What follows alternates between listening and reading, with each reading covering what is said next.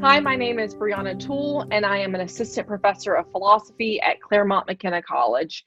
I research standpoint epistemology, which basically looks at how what we know depends on facts about our social identity in some cases.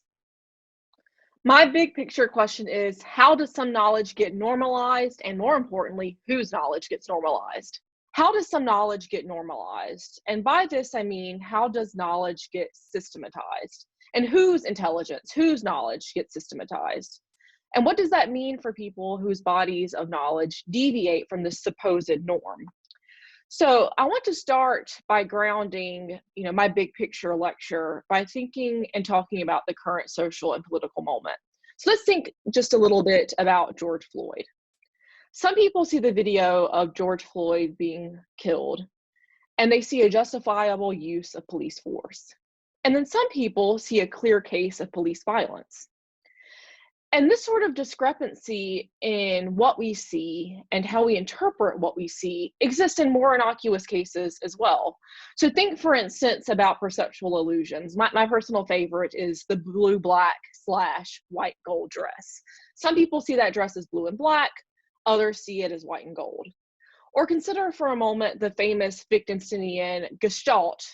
Some people in that case see a duck, others see a rabbit, some see both. So my question that I want to think about and unpack today is this: what's going on in these cases? Why can't we understand each other? And why is communication across lines of difference so hard? And more importantly, and interestingly to me as an epistemologist, is why is it that some people's way of seeing or knowing or engaging with the world is taken as the right way? And what happens when we know something that conflicts with that dominant way of seeing or understanding the world? In my research, I suggest that certain bodies of knowledge get treated as standard or normal, and contributions that conflict with this are rendered deviant by these modes or models of understanding the world. And this ultimately leads to a sort of oppression that is neither social, nor material, nor political, but is distinctly epistemic. So Christy Dotson defines epistemic oppression as the unwarranted or unjustified exclusion of certain individuals from the practices of knowledge production. So let's stop here for a moment and think about what exactly it means when we say knowledge production. Knowledge is produced in a number of both formal and informal ways. So formally, knowledge is produced in academic, legal, medical institutions through research and scholarship. But it's also informally produced and disseminated through our relationships with each other in communities, in families, through storytelling and in myth-making, and so on. And straightforwardly, we should be able to see some pretty obvious ways in which certain bodies are excluded from both these formal and informal mechanisms for knowledge production. So consider, for instance, that Blacks and women weren't even permitted in institutions of higher learning where research would have been produced until after the turn of the 20th century. And then even following their inclusion, their bodies of knowledge were dismissed for either failing to conform to dominant modes of understanding, or because the knowledge they produced was in direct tension with prevailing understandings of the world. So just some quick examples to illustrate. Karen Jones, a philosopher who works primarily on testimony, describes a case in which a United States judge initially denied refugee status to a woman who fled her native Togo in order to escape female mutilation on the grounds that her testimony lacked rationality. Now, we might abhor that kind of ruling, but from the perspective of the judge, living in a country where female mutilation seems literally inconceivable, from that perspective, this woman's testimony might have seemed literally inconceivable, impossible, beyond rationality. Or consider how this lack of inclusion of certain bodies in certain spaces affects our medical practices. So Nancy Tuana has examined the adverse impact of healthcare initiatives that fail to center women's needs and instead treat the male body as the medical diagnostic norm. So if you look, and I really recommend you check this out because it's fascinating and devastating, Women are more likely to die than men because of heart disease, heart attacks, and heart failure, because they're more likely than men to be misdiagnosed when they go to the hospital presenting with symptoms. And that's because heart disease manifests and presents differently in women than it does in men. Or consider, for example, that just last year, 2019, textbooks finally introduced an anatomically correct model of the female body. Prior to that, if you take a quick look at science textbooks, you'll notice that the body is always represented as the male body. And this leads to certain failures to consider that certain ailments present very differently in women than they do in men for a number of reasons. We carry our fat in different locations. We're likely to engage in different activities and behaviors. And so failing to consider the ways in which the male and female body present differently leads to women getting less adequate health care compared to men. This is true along racial dimensions as well. So what is going on here, I suggest, is that our existing systems make sense of some bodies of knowledge, but not others. And when we fail to make space for alternative or non-dominant bodies of knowledge, we're causing certain harm. So basically, epistemic exclusions, to my mind, lie at the heart of most forms of social, political, and material oppression. It's precisely because knowledge is developed and disseminated from a limited perspective that certain harms, like I've just described, happen in the first place. And so here's where we start to get into an answer to that big picture question that I posed at the beginning. I think we just can't understand this issue without first understanding what it is or how it is that some people know, for instance, that heart disease presents differently in women than in men, when others don't or can't know this. And to understand that, we need to think first about how some kinds of knowledge are developed from an embodied perspective. So I want to start here with an innocuous example that I use when I'm teaching my college students, because this idea that knowledge is produced from an embodied perspective can be quite difficult to reconcile with how we think knowledge ought to be produced. So if we had met in Scotland as planned, I might have asked you to recollect how you got off the plane and made it to St. Andrews. But since we're not going to be able to do that, given coronavirus, try to imagine, for instance, if you were in New York City or Chicago, how you might get from point A to point B. Now, I lived in New York City last year, and I lived in Bed-Stuy. It was about a 45-minute train ride from Bed-Stuy, where I lived, to my office at Baruch Cooney. And I would have to change stations 3 times. Now, here's what I noticed after 6 months of living in New York. I finally realized that there were no elevators in the subway stations that I used. And the moment that I realized that, I looked around and thought, I have no idea how someone with physical disabilities is supposed to get around in the city. I have no idea how someone who's elderly is supposed to get around in the city. The subway is the heart of New York. It's what connects us. It's what allows us to move about. And to not be able to access the subway system means that you are restricted in certain ways into certain locations. But because I am an able-bodied woman, I never had to think about what it must be like for a disabled person to get around in New York City. And so here's where the issue arises. As an able-bodied woman, I don't think about the world from the point of view of someone who's physically incapacitated or disabled, because that's just not my problem. Those issues are not salient to me, given that my body is an able-bodied. And so these issues won't be salient to you if you don't need to approach the world from the perspective of a disabled person. The issue for me arises here, when a non-disabled person dismisses the knowledge or problems that a disabled person brings up. So if a disabled person says, hey, New York City is really not designed for people with disabilities. I can't access certain libraries. I can't access certain subway lines. I can't then say, well, I don't think that's a problem because I've never seen it. Because the very issue is that I'm not going to see it given my embodied perspective, and they are. So really, to get back to our big picture question, I want to better understand why this is happening and why we dismiss knowledge developed from certain points of view. And I believe that standpoint epistemology, which is my field of study, can help us better understand this issue. So just to give a bit of context, standpoint epistemology is the view that whether some person, S, can know some proposition P may depend on facts about that person's social identity. Now, this research project is Marxist in origins. So Marx developed this analysis from the standpoint of the proletariat. He said, look, if you are oppressed by the capitalist class system, you're going to notice certain things that the bourgeoisie won't notice simply because they're not in a position to see it.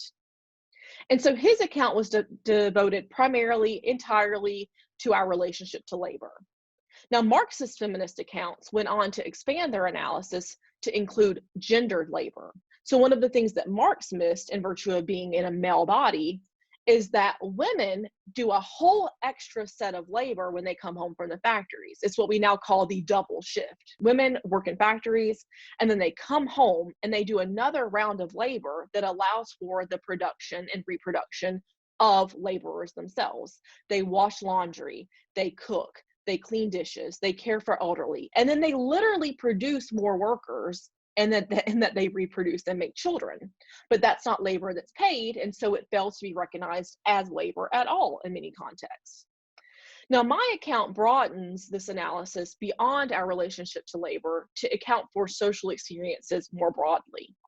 So just to give a funny little anecdote, I don't know how many of you watched the TV show Insatiable, but there was one really excellent episode where Alyssa Milano is in the bathroom and she's talking to her husband who's on the other side of the door, and she's in the process of removing her tampon. And so she's rooting around for her tampon and she can't find it, and she's yelling through the door, I've been doing this for 30 years. How is it possible that after all this time I can't find my tampon? And then she has an epiphany and she rushes outside and she says, that's my big idea. I'm going to attach a ring and a tassel to the end of a tampon string so that women can find their tampons more easily to remove them. And her husband says, I've never heard of this problem. What are you talking about? And therein lies our problem. Why would a biological male ever have to consider the problem that women or females or people who menstruate have with locating and removing their tampon? And so he dismisses this knowledge that she has from her embodied female perspective. Okay, so zooming out, the question I wanted to answer is, how is this happening and how do we address it? Conceptual resources here play a really, really big role in explaining why some of us know some facts about the world that others seem to overlook or dismiss.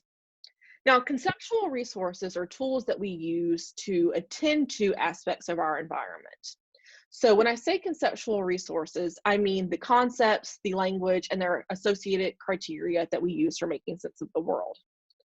It turns out if you don't have some concept, you're not likely to see the thing that concept picks out.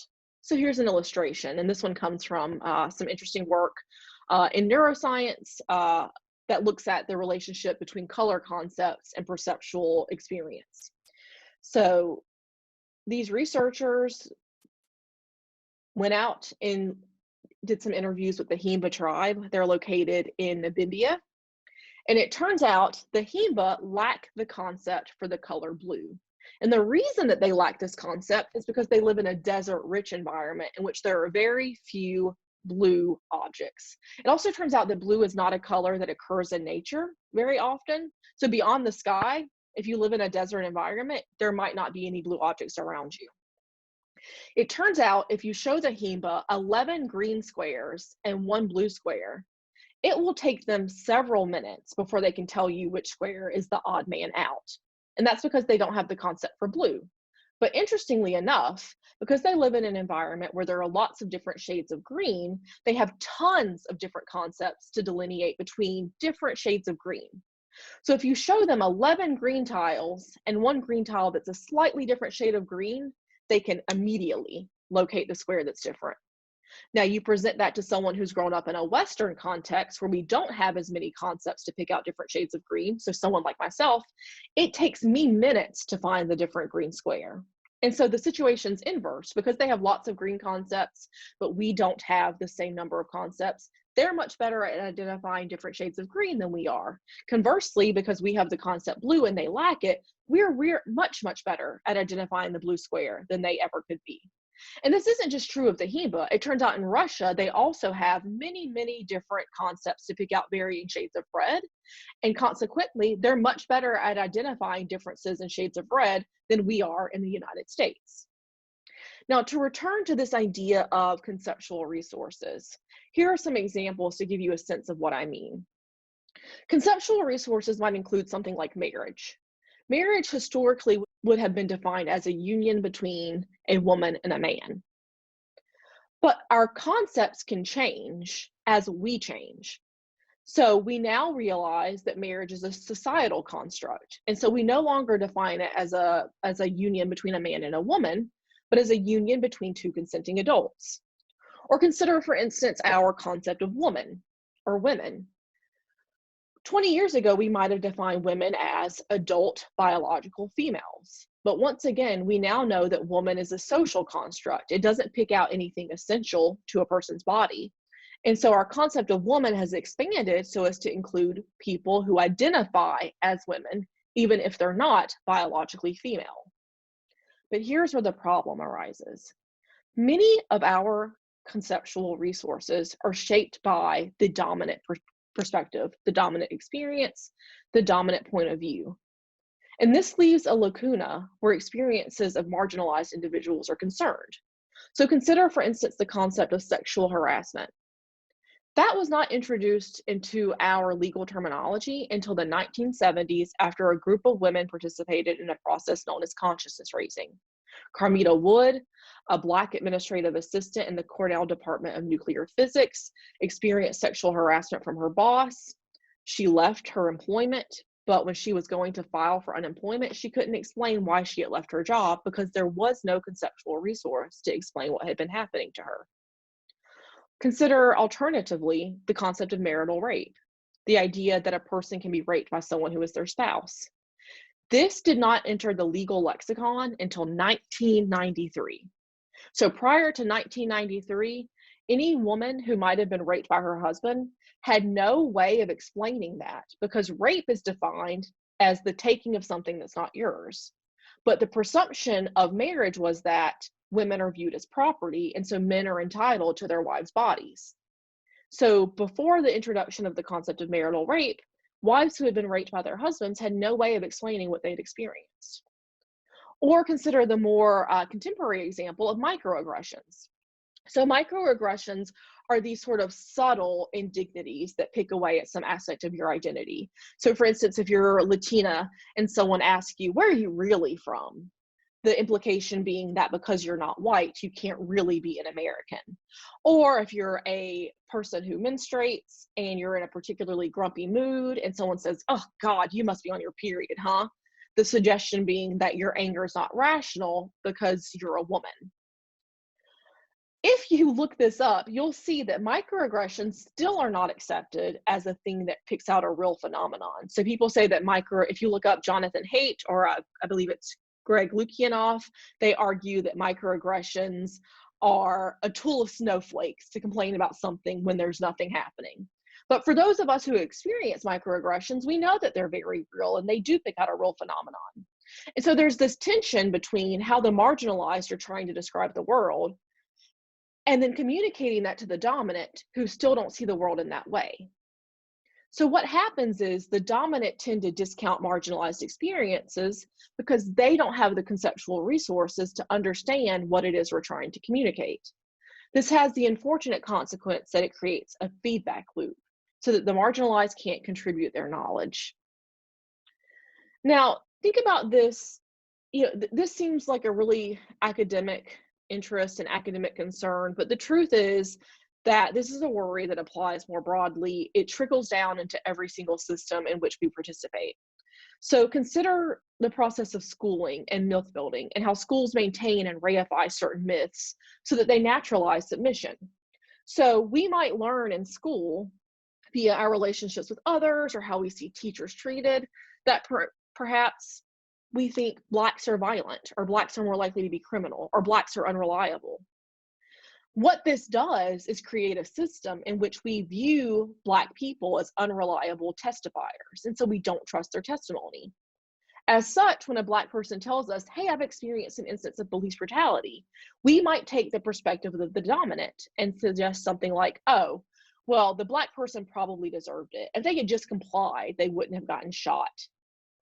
And so the worry is because the dominant aren't taking seriously what the marginalized are trying to communicate, they develop this sort of insensitivity or literal blindness to things that are happening right in front of their own face. So, how do we get out of this pretty dire situation? How do we make it such that we're able to communicate with people who have radically different life experiences than we do? I think there are a few ways out. One thing to do is to critically interrogate our systems of education and how we tell our history. So for instance, Howard Zinn has this excellent reframing of the history of the United States that he tells from the perspective of the people. That's one way in which to challenge our dominant methods of understanding. Instead of viewing Columbus as someone who discovered America, seeing him as someone who committed mass genocide and rape. We also have to cultivate a willingness to listen to others whose testimony is at odds with our worldview. Now, this is hard because it produces something called schema clash, where we're being given information that just radically conflicts with how we see the world. So, for instance, if you think that women are essentially kind, nurturing caregivers, then when you hear about a woman who's a military combatant, you might think, whoa, that's not possible. Women can't be in the military. To be a warrior, to be in the military, you have to be strong and aggressive. That's not what women are like. And so you end up with this schema clash where you have two ideas that are literally butting heads. And what we need to make happen is one schema to open up to receive the other. This can be really disorienting though. So let's return to the idea of the Wittgensteinian Gestalt that I mentioned earlier. A Gestalt shift happens when you're looking at this illusion and you go from seeing the duck to finally seeing the rabbit. It's fun, but it's disorienting to have that experience because you realize, oh my God, there was this thing here this whole time and I never even saw it. But this is true of harder cases as well. You might see a man flirting with a woman, and you might not realize that she's being sexually harassed by her boss or coworker if you don't have the concept of sexual harassment. You might see a white woman touching a Black woman's hair and not realize that that Black woman is suffering a microaggression if you don't have that concept. And so a big part of what we have to do is recognize that Black bodies, women, minorities, they're producing knowledge that we might not be able to see, but that does not mean that we can't dismiss it. Because the thing that's causing us to not see it is the fact that we didn't take seriously the testimony to begin with. And then finally, I suggest that we have to adopt a stance of humility. We have to, each of us, even those of us who are marginalized, be aware of the fact that there's so much that we don't know and that our perspective is limited. So that's the real takeaway from this big picture question that I want to ask. We have to be better about having tough conversations, about listening to others with other points of view, because we tend to think that knowledge is objective, that if I know something, that anyone, regardless of their social position, regardless of their upbringing, can know it. But if I'm right in my suggestion that much knowledge is embodied and is developed from the particular point of view of the bodies we inhabit, that means that we have to acknowledge that our perspective is very limited, and the only way we can get more information is by talking to people and accepting as true the testimony that they give us from their radically different embodied perspective.